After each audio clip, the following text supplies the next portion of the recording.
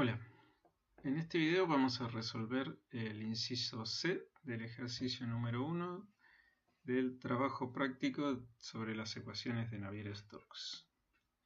El ejercicio nos dice que un gas circula entre dos cilindros concéntricos de radio R1 y R2 en dirección horizontal, impulsado por una diferencia de presiones.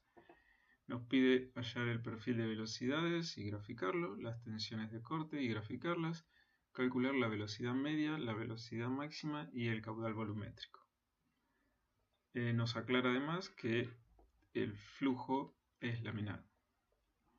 La disposición de los cilindros es como vemos acá en la figura, un cilindro con otro adentro y el fluido circula en el espacio que hay entre ambos cilindros.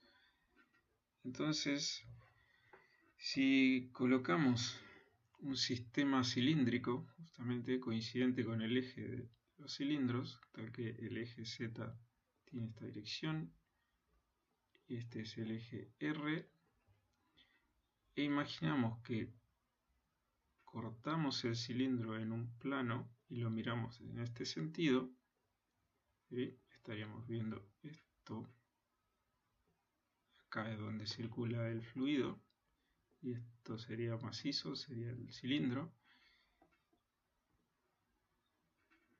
Estaríamos viendo este gráfico de aquí, donde tenemos el eje de los cilindros coincidente con el eje Z, el eje R, una presión P0 a la izquierda y una presión P1 a la derecha. Si decimos que P0 es mayor que P1, eso es lo que nos impulsa el fluido en esta dirección con una velocidad P. Vemos que este es el radio R1 que corresponde al cilindro menor y este es el radio R2 que corresponde a la cara interna del cilindro externo. Y además vamos a tener en cuenta una longitud L, que es de donde estamos diciendo que tenemos una presión P0 y una presión P1. Esta es la longitud que separa esas presiones. Esto lo vamos a ver más adelante cuando calculemos el gradiente de presiones. Entonces pasemos a enumerar las hipótesis simplificativas que nos van a permitir después resolver el ejercicio. En primer lugar, dijimos que el flujo es laminar, lo que es necesario para poder aplicar las ecuaciones de Navier-Stokes como las aprendimos, que son aplicables a flujo laminar. El flujo es newtoniano, lo que implica que la viscosidad es constante. El flujo además es incompresible, entonces sabemos que la densidad es constante también, y adicionalmente sabemos que la divergencia de un flujo incompresible, de la velocidad de un flujo incompresible es nula, que el régimen es estacionario, es decir, que no hay variación temporal de las propiedades. Tenemos simetría axial, las derivadas respecto de θ son nulas. Flujo unidireccional, si esta es la velocidad v, tiene componentes en r nula, componentes en θ nula y solamente tiene componente en z. Es decir, v tiene componente en z, no tiene componente en r y tampoco tiene componente en θ. Solo tiene componente en z. Y de acuerdo a cómo seleccionamos el sistema de coordenadas, también podemos decir que la gravedad tiene componente en r, tiene componente en θ y no tiene componente en z. O sea, la gravedad en este sentido no actúa. Vamos a ver por qué actúa en r y en θ la gravedad. Tenemos los cilindros y dibujemos en los cilindros, dibujemos el sistema de coordenadas. ¿Sí? Este es el eje Z. Si tenemos un punto cualquiera, por ejemplo este, pongamos un poco de imaginación de que eso es un punto, este es el radio en el que se encuentra ese punto. El eje R para ese punto tiene esta dirección. Y el eje θ es perpendicular al eje R. ¿Sí? Pero si dibujamos la gravedad siempre actúa en este sentido. Es decir, que la gravedad va a tener una componente en R negativa y una componente en θ. Es por eso que G tiene componente R y θ. Y ya que estamos dibujando acá, la simetría axial significa que otra vez dibujemos Z. Supongamos que tenemos ahora dos puntos de este mismo punto de hoy y otro punto por aquí, ubicados en el mismo radio, porque vamos a ver que la velocidad varía con R, pero no varía con θ, es lo que estamos diciendo. Entonces, supongamos que este punto tiene esta velocidad Bz y este, que está en el mismo radio, tiene esta otra velocidad Bz. Lo que la simetría axial nos dice es que al pasar, movernos en θ desde este punto a este punto, esta velocidad Bz no varía. O sea, Bz acá, si vale 3, acá también vale 3. Si nos movemos en R va a cambiar, pero mientras nos movamos en θ no hay variación. Entonces, ahora que ya tenemos las hipótesis, vamos a plantear la ecuación de continuidad, que tiene esta forma. Y como ya dijimos, sabemos que para un flujo incompresible, no solo que la densidad es constante, sino que la divergencia es cero. La divergencia del campo de velocidad. Entonces nos queda que la derivada sustancial de la densidad es igual a cero. Y si planteamos la divergencia del campo de velocidad es igual a cero, la escribimos en coordenadas cilíndricas, vamos a hacer las simplificaciones de acuerdo a las hipótesis que planteamos. Dijimos que la componente de la velocidad solo tiene una componente z, o sea que la componente en R es nula, este término no va. Dijimos que por simetría axial las derivadas respecto de θ son nulas, además de que dijimos que la velocidad en θ es nula, entonces este término tampoco existe. Y nos queda este otro término, este último, que nos dice que la velocidad en z no varía en la dirección de z. Es decir, un punto acá tiene una velocidad Bz y al mismo radio, un punto, una distancia z, en otro coordenada z, tiene la misma velocidad. No hay variación de Bz a lo largo de z.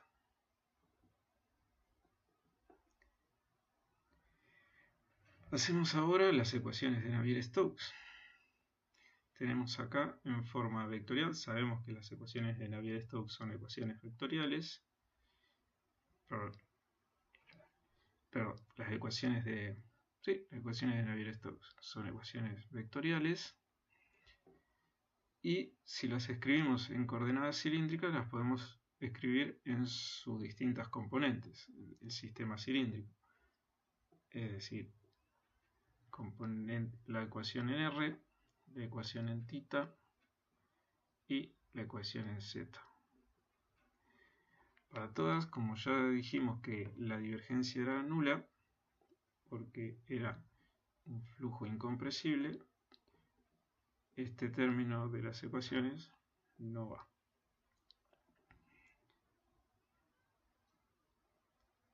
Pasamos a plantear y analizar la ecuación en el eje z de de Navier-Stokes, las componentes en Z. Las otras no nos interesan, no vamos a obtener ninguna ecuación, no tenemos velocidad, así que no vamos a encontrar nada que nos interese. Y pasamos a analizar en Z. Dijimos que no hay variación temporal, así que este término no va. Dijimos que la velocidad en R era, la componente en R era nula, así que este término tampoco va. La derivada respecto de θ dijimos que por simetría axial era nula, además de que bθ es nula.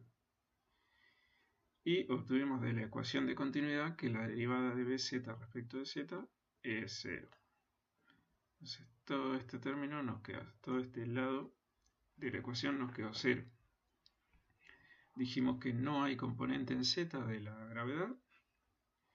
Y cuando pasamos a las derivadas segundas, si la derivada primera es nula, la derivada segunda también, tanto para θ como para z. Finalmente nos queda esta ecuación de acá, nos queda reducido a esto, que si la reordenamos podemos escribir de esta forma, y esta ecuación la vamos a integrar. Vamos a integrarla, por ejemplo, pasamos esto para este lado como un diferencial de R e integramos esto. Nos queda que la integral del diferencial de esto, es decir, la integral del diferencial es simplemente esto, por eso hasta acá. Y cuando integramos respecto de R, todo esto es una constante, porque la variación en Z de la presión puede o no ser constante, pero para R sí es constante. Entonces solamente nos queda integral respecto de R respecto de R, es decir, R cuadrado sobre 2. Y llegamos a esta ecuación. Obviamente, como acá tenemos una integral, tenemos que poner una constante de integración que no sabemos cuánto vale y es lo que tenemos que determinar. Pero todavía tenemos una derivada. Pasamos este R para el otro lado y finalmente tenemos acá una ecuación de la derivada respecto de R de bz con la constante que todavía no sabemos cuánto vale. Esta ecuación la remarcamos porque la vamos a utilizar más adelante. Vamos a necesitar la derivada de bz respecto de R, pero por ahora tenemos que seguir integrando. Entonces, nuevamente pasamos esto para este lado, es como un diferencial de R, integramos de los dos lados.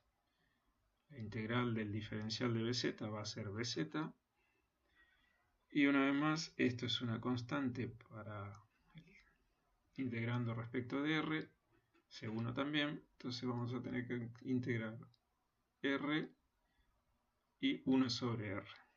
La integral de R es R cuadrado sobre 2 y la integral de 1 sobre R es el logaritmo natural.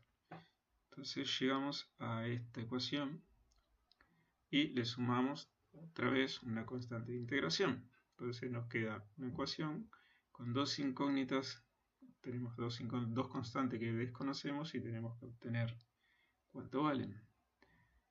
Para eso utilizamos las condiciones de borde. Entonces utilizamos la física del problema para determinar las condiciones de borde de esta ecuación.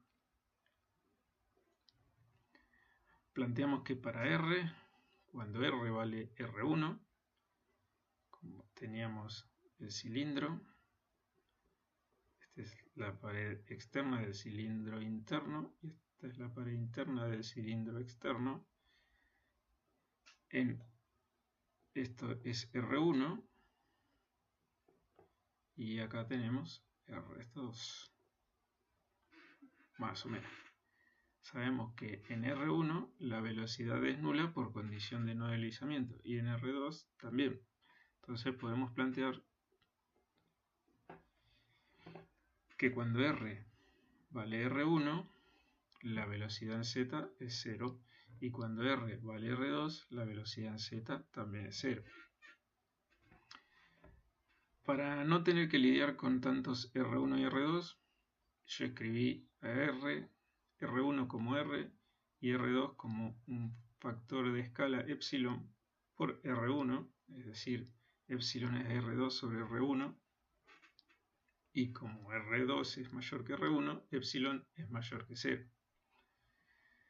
Entonces, ahora ponemos los valores de R1 y R2 dentro de la ecuación de B de Z para poder obtener las constantes C1 y C2. Entonces evaluamos BZ en R, reemplazando R por R mayúscula, y despejamos el factor C2. Es decir, colocamos R acá y despejamos C2. Pero todavía tenemos el problema de que no sabemos cuánto vale R1. Planteamos para el segundo punto, cuando R vale R2, es decir, R vale epsilon por R, y lo reemplazamos en la ecuación de la velocidad. Pero ahora C2 lo reemplazamos por esto que encontramos. O sea que lo único que nos queda en la ecuación como incógnita sería C1, porque todo lo demás sabemos cuánto vale. P sobre PZ sabemos, mu también, epsilon y R también sabemos cuánto vale. Las únicas incógnitas en esta ecuación es C1. Entonces, despejamos, trabajamos un poco algebraicamente. Por ejemplo, juntamos los términos, juntamos este término con este término, los términos con C1, los agrupamos.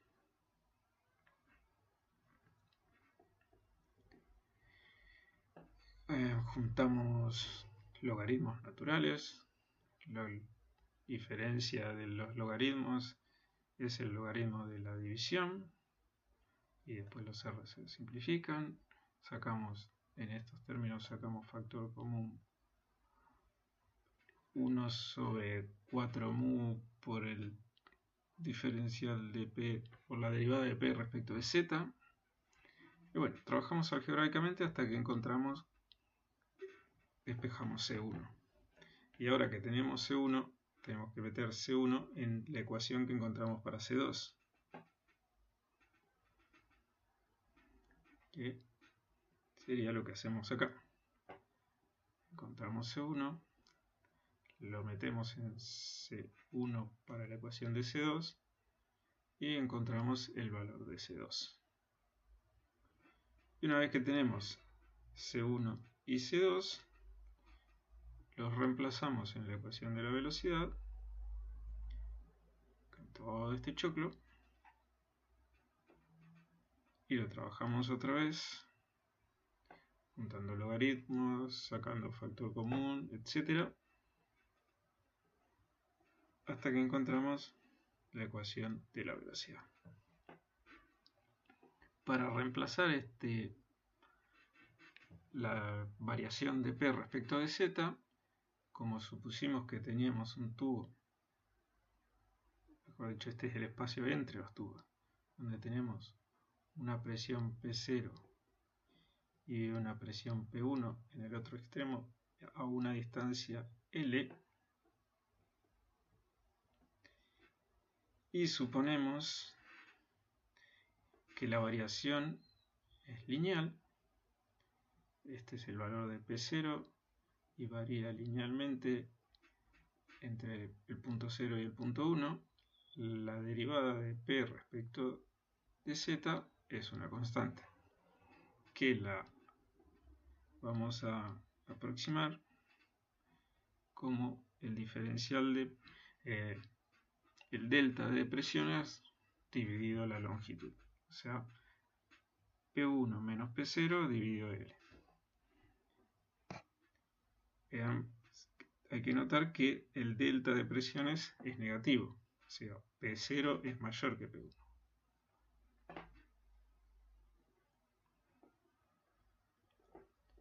Bueno, reemplazando delta P sobre L por el gradiente de presiones respecto de Z, tenemos la ecuación de la velocidad Bz respecto de R.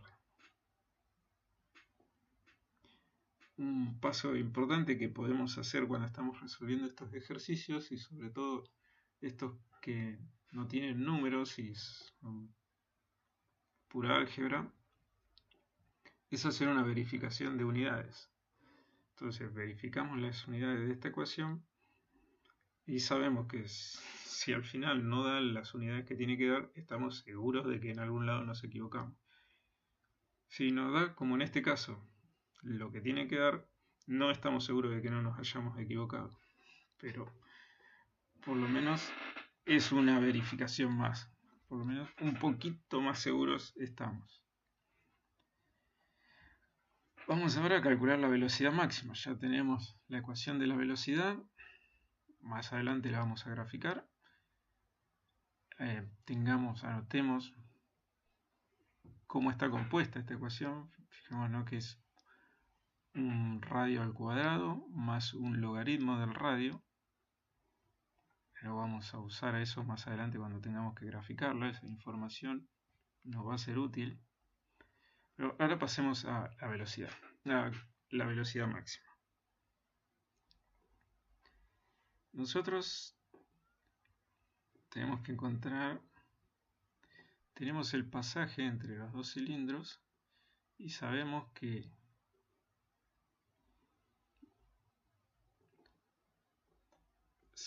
la velocidad en este punto es 0 y la velocidad en este otro punto es 0.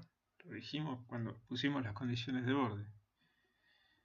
Pero el flujo o el fluido se mueve en este sentido, así que alguna forma tiene que tener esta velocidad. Puede ser una parábola, puede ser un triángulo, como sea. Hay un punto donde la velocidad va a ser máxima.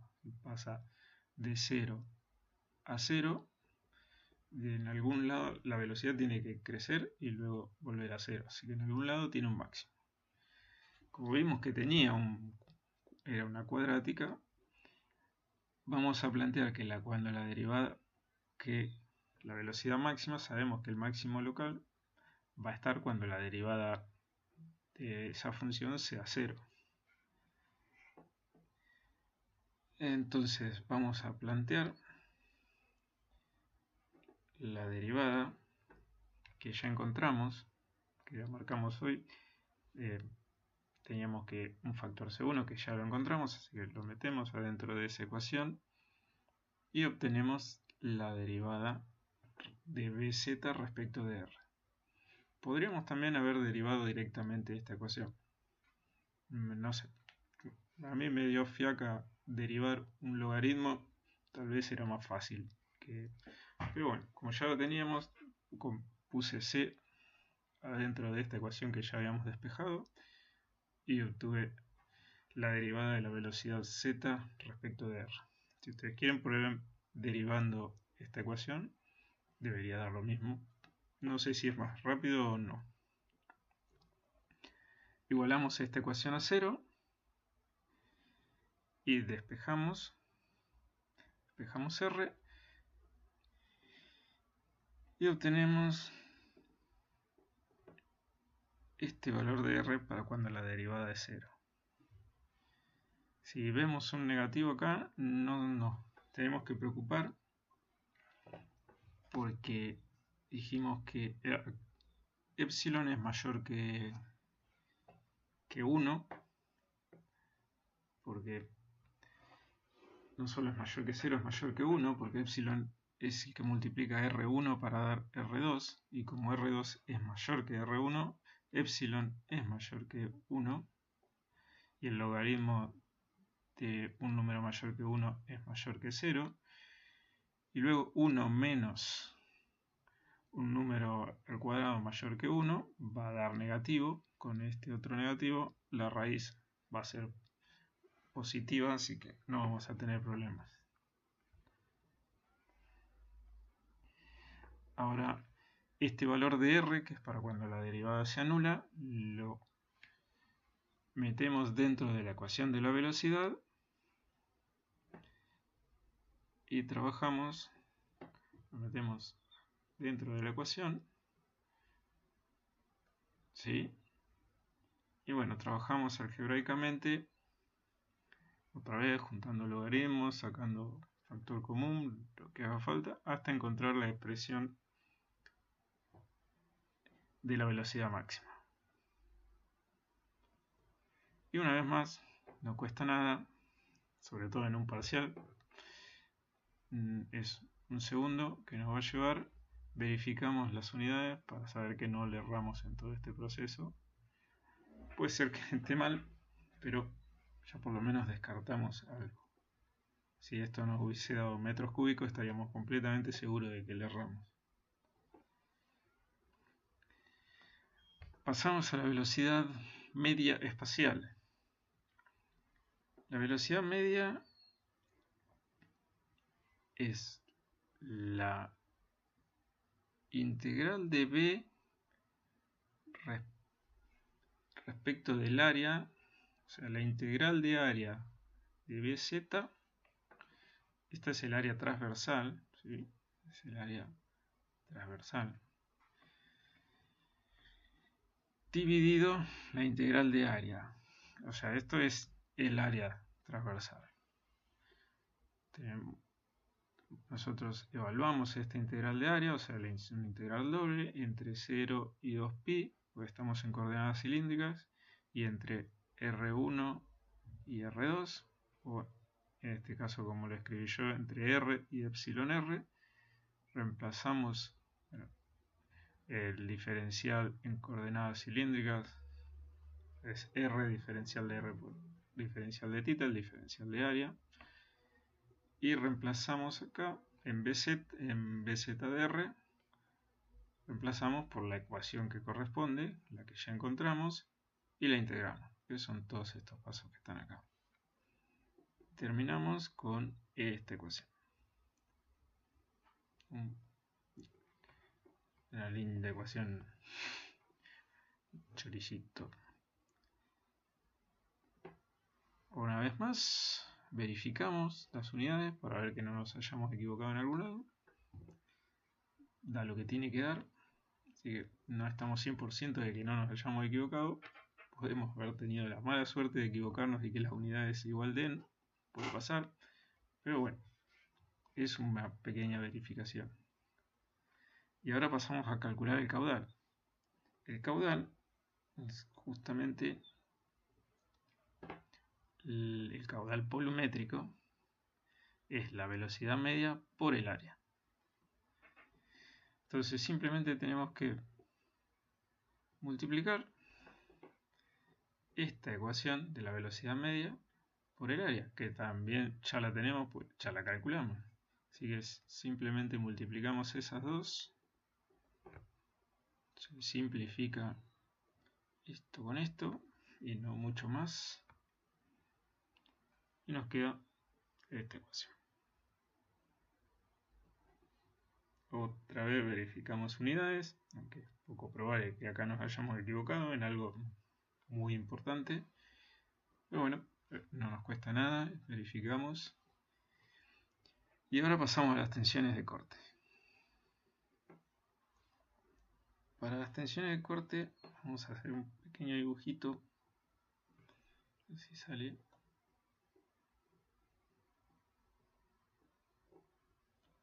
Vamos a dibujar un cubito de fluido en el que tenemos en esta dirección Z, en esta R y en esta θ. Y vamos a ver qué son y dónde están las diferentes tensiones. Entonces, las tensiones Rθ. Estos subíndices son cara normal, o mejor dicho, la normal de la cara y la dirección. Yo me los recuerdo siempre como CD, cara y dirección. Entonces, la tensión tau Rθ es la tensión en la cara R en la dirección de θ. ¿Sí? cara R en la dirección de θ. Y la tensión θ R es la tensión en la cara θ en la dirección de R. Y recordemos, las tensiones de corte en el cubito diferencial siempre tiene una 90 grados en la otra cara. Ahora pasemos a tensión θz, o sea que es la tensión en la cara θ, pero en la dirección de z, y la tensión zθ, en la cara z en la dirección de θ. Bien. Y por último, las tensiones ZR en la cara Z en la dirección de R y la tensión RZ en la cara R en la dirección de Z. Bien, ahí tenemos todas las tensiones de corte en el cúbito diferencial. Obviamente las otras caras tienen las otras tensiones con sentidos opuestos, pero bueno, dibujemos estas tres. Ahora vamos a ver una a una cuánto valen. Tensión Rθ y θR, dijimos que la velocidad θ era nula, no había en esa componente, así que este término no va. Y dijimos que por simetría axial no tenemos derivadas respecto de θ, además de que BR dijimos que esa componente era nula, así que las tensiones Rθ y θR son nulas. Y para las tensiones θz y zθ tenemos la derivada de Bz respecto de θ. Bz sí tenemos, pero derivada respecto de θ dijimos que no. Y la derivada respecto de z de Bθ, dijimos que Bθ era nula, así que tampoco tenemos, o sea que estas tensiones también son nulas.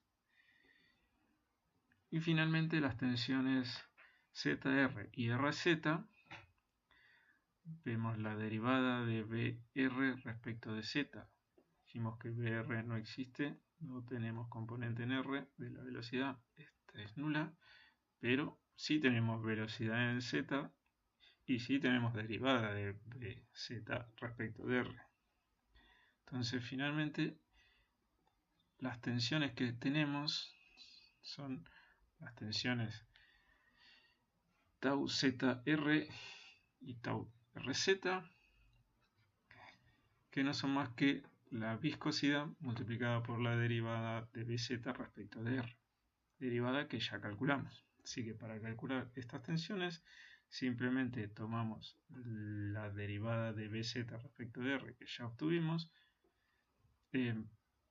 reemplazamos este diferencial de P, que por algún motivo no lo había reemplazado, pero bueno, ya lo hicimos antes, lo reemplazamos por delta P respecto de L y obtenemos la ecuación de las tensiones de corte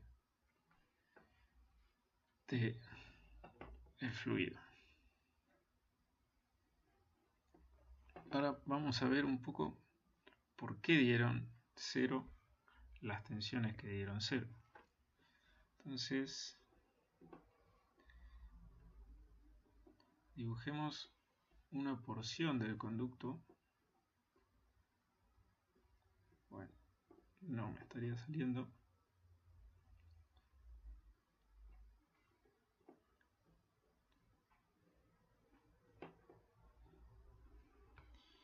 Y si dibujamos las velocidades, a ver, tenemos unas velocidades que van en este sentido. Esta no creo que me salga.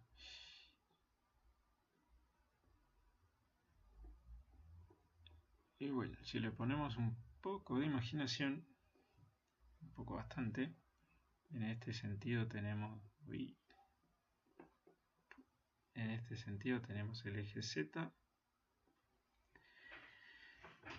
Veamos, las únicas tensiones que dijimos que tenemos son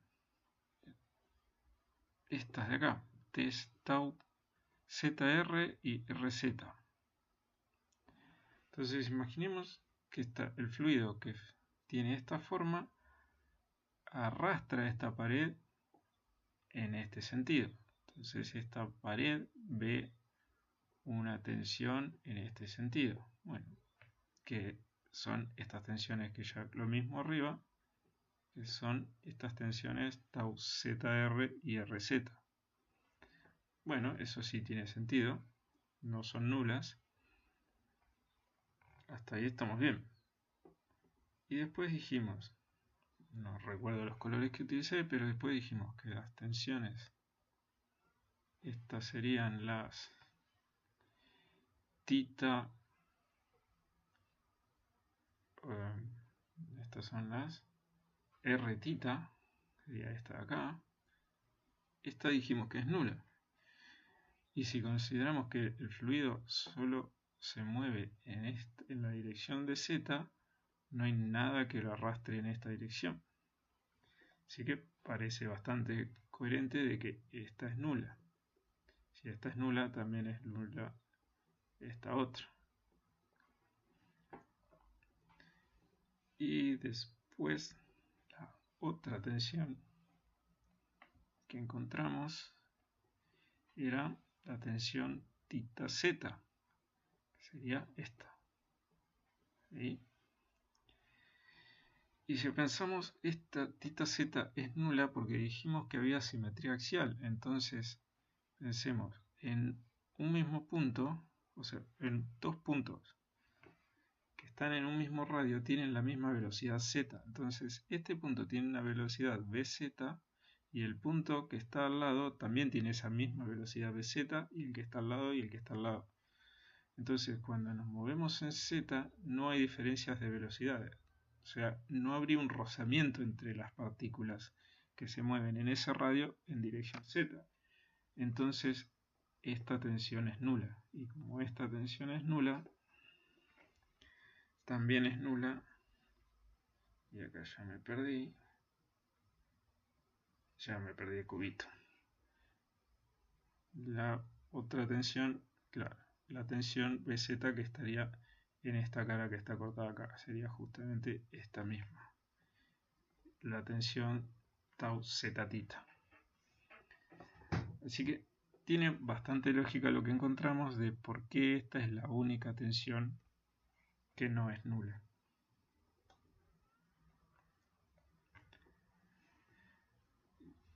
Bueno, esta ecuación fue bastante sencilla de encontrar, pero es simplemente multiplicar la derivada de Bz respecto de R por mu. Se multiplica y se simplifica esta con esta. Pero bueno, no perdemos nada con verificar las unidades una vez más. Y efectivamente da que las tensiones, las unidades de esta ecuación son pascales, lo que es consistente con tensiones de corte. Yo inventé algunos valores, cargué las ecuaciones que encontramos, inventé algunos valores, le di un valor a R, un valor a E, un valor de delta P, un valor de L, y en realidad, aunque el ejercicio dice de que es un gas, le puse la densidad del agua para que se pueda visualizar mejor los gráficos, porque si no, las escalas entre el gráfico de velocidad y el gráfico de tensiones son muy distintas y uno no se puede superponer y visualizarlo fácilmente. Luego cargué las ecuaciones y vamos a ver cuando los graficamos.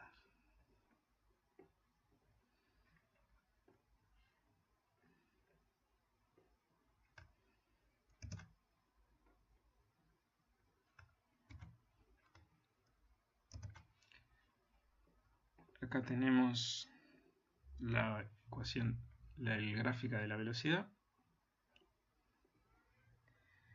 Y podemos ver que el punto de velocidad máxima no coincide perfectamente.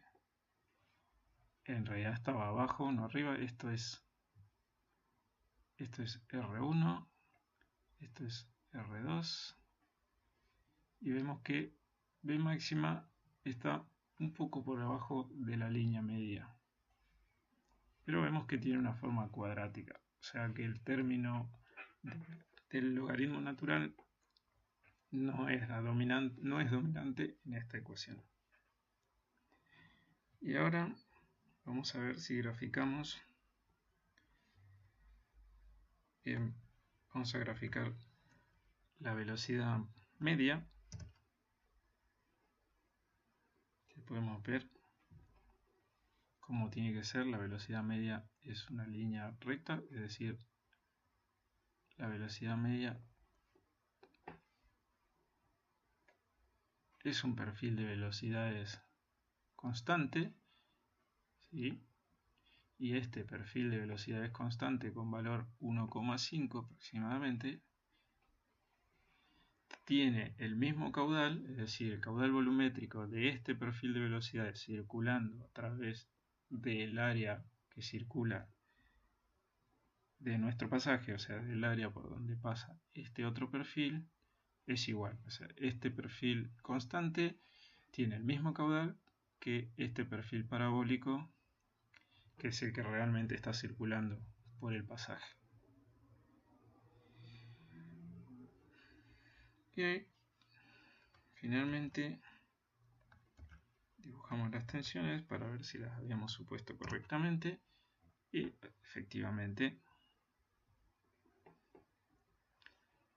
las tensiones, como lo habíamos supuesto, son positivas en R1, negativas en R0 y son 0 donde la velocidad es máxima.